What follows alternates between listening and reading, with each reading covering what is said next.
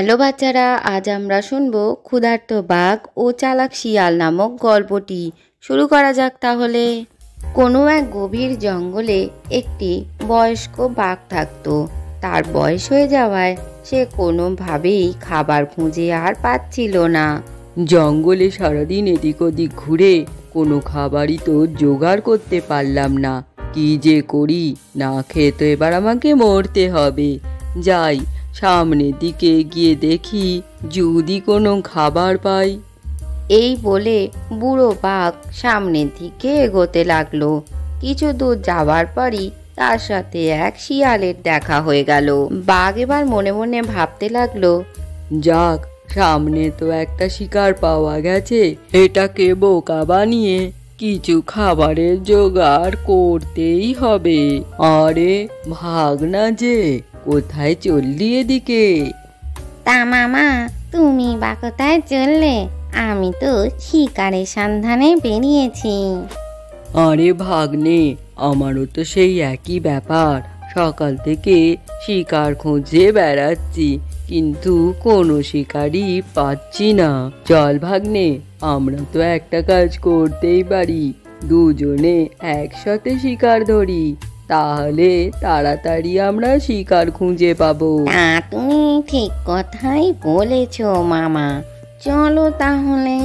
এরপর শিয়াল মনে মনে বলতে থাকে, তোমার মতলব বুঝি না মামা, সুযোগ বুঝেই আমাকে একেবারেই শেষ করে দেবে, কিন্তু তার আগে তোমার ব্যবস্থা করতে হবে।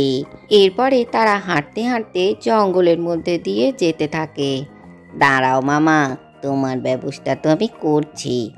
আরে ভাগ্নে, চিন্তা করিস না তুই। হাঁটতে হাঁটতে তারা দুজনে একটি সেতুর দিকে চলে আসে।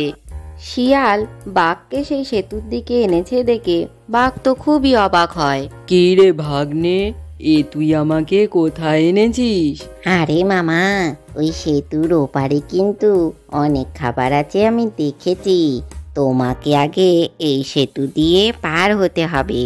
কি যে বলিস ভাগ্নে, এই সেতু তো দেখছি খুবই দুর্বল।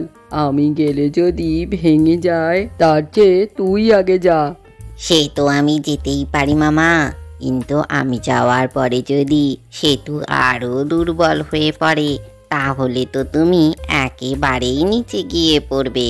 তার চেয়ে তুমি আগে যাও মামা, তুমি তো আমার থেকে বয়সেও বড়। এরপরে বুড়ো বাঘ শিয়ালের কথা মতো যেতে গিয়ে একেবারে সেতু ভেঙে জলে পড়ে যায়। আরে ভাগ্নে, আমি তো জলে পড়ে গেছি, আমাকে এখান থেকে তোলার ব্যবস্থা কর। কি যে বলো তুমি মামা, জলে ফেলার জন্যই এত ব্যবস্থা।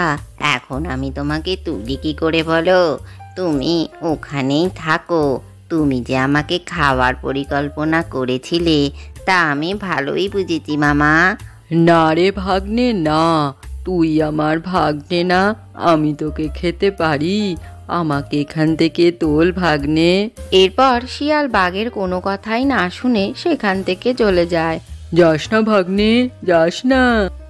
আজকের গল্পটি থেকে কি শিখলে বাচ্চারা? বুদ্ধি থাকলে যে কোনো সমস্যারই সহজেই সমাধান করা যায়। ভিডিওটি ভালো লাগলে চ্যানেলটিকে লাইক ও শেয়ার করে সাবস্ক্রাইব করে দিও।